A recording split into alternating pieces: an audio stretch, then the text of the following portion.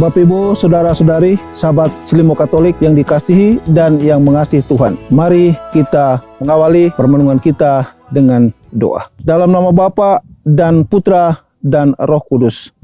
Amin. Rahmat Tuhan kita Yesus Kristus, cinta kasih Allah, dan persekutuan Roh Kudus bersamamu dan bersama rohmu. Marilah kita berdoa. Allah Bapa sumber kekuatan kami, Engkau menebus kami dari kuasa dosa melalui Putramu Yesus Kristus. Semoga kami selalu setia kepada Kristus dan berani menentang segala kuasa dosa dalam hidup kami. Demi Yesus Kristus Putramu Tuhan dan pengantara kami, yang hidup dan berkuasa bersama Dikau dalam persatuan Roh Kudus, Allah sepanjang segala masa. Amin. Mari kita mendengarkan sabda Tuhan. Tuhan bersamamu dan bersama rohmu. Inilah Injil suci menurut Lukas. Dimuliakanlah Tuhan. Pada suatu ketika berkatalah Yesus kepada murid-muridnya, "Camkanlah ini baik-baik. Jika tuan rumah tahu pukul berapa pencuri akan datang, ia tidak akan membiarkan rumahnya dibongkar. Hendaklah kalian juga siap sedia, karena Anak Manusia akan datang pada saat yang tidak kalian sangka-sangka." Petrus bertanya, "Tuhan, kami sajakah yang kau maksud dengan perumpamaan ini, ataukah juga semua orang?" Tuhan menjawab, "Siapakah pengurus rumah yang setia dan bijaksana yang akan diangkat oleh tuannya menjadi kepala atas semua hambanya untuk membagikan makanan kepada mereka pada waktunya? Berbahagialah hamba yang didapati tuannya sedang melakukan tugasnya ketika tuan itu datang.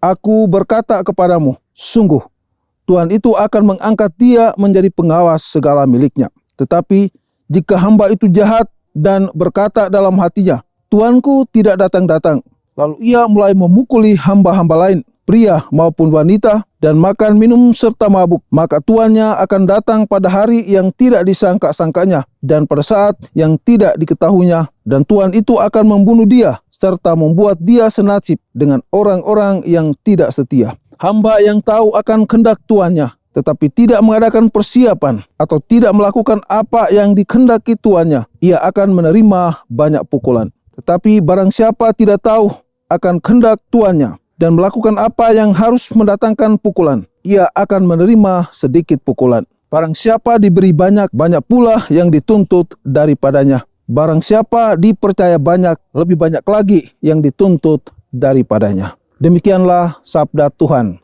Terpujilah Kristus. Bapak Ibu, Saudara-saudari, sahabat Selimo Katolik yang dikasihi dan yang mengasihi Tuhan. Mari kita merenungkan sabda Tuhan hari ini dengan tema, hendaklah kita selalu siap sedia. Bapak Ibu, Saudara dan Saudariku yang saya kasihi. Biasanya dalam perlombaan atletik, sebelum para atlet pelari siap mulai berlomba, mereka selalu diberi aba-aba, bersiaplah. Di sini para atlet diajak untuk fokus, sehingga ketika terdengar aba-aba start atau mulai, mereka sudah siap untuk berlomba dan berlari. Maka bersiap-siap itu sangat penting, karena jika tidak, sang atlet bisa telat start karena ia gagal fokus, dan itu berarti dia juga gagal dalam perlombaan.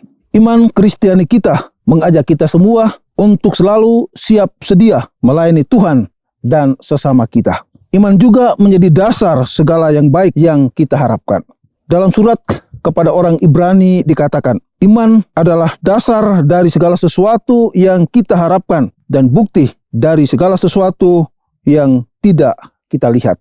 Iman bukan suatu tujuan yang kita miliki atau sesuatu yang berdasar pada hal-hal yang tidak jelas. Tetapi iman adalah kesetiaan atau ketaatan pada sapaan Tuhan. Seperti Abraham, iman membuat kita siap untuk menempuh suatu perjalanan tanpa kita tahu kemana arah dan tujuannya. Kita semata-mata hanya berpegang pada Tuhan yang membuat janji keselamatan. Namun, tanah terjanji atau surga dan kesatuan yang erat dengan Tuhan menjadi tujuan janji Allah yang sejati.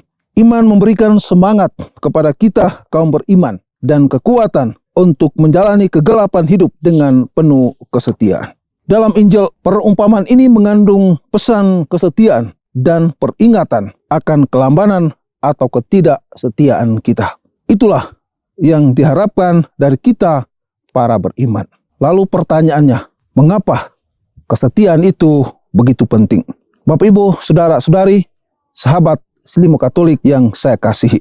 Kesetiaan itu penting karena kesetiaan merupakan dasar atau fondasi dari setiap relasi yang penuh arti dan abadi. Kesetiaan juga membuat kita mampu menghidupi janji dan komitmen kita. Tuhan sangat setia kepada kita dalam kasih dan kesetiaan yang abadi. Dan itulah perjanjian, menjaga kata-kata seseorang, menjaga janji dan komitmen apapun situasi dan kesulitan yang dihadapi. Kesetiaan adalah salah satu karakteristik dari Allah dan sesuatu yang diharapkan Allah dari kita. Allah itu setia, maka Dia juga mau supaya kita setia. Tuhan selalu memberikan rahmat dan kekuatan bagi mereka yang setia dan juga memberkati yang setia. Bapak, Ibu, saudara-saudari, lalu pertanyaan selanjutnya, mengapa kesetiaan dan komitmen begitu sulit dihidupi dewasa ini? Manusia atau orang-orang beriman zaman sekarang lebih mengagungkan kebebasan daripada kesetiaan. Mereka tidak mau terikat pada sesuatu yang mereka tidak tahu atau tidak yakin di masa depan.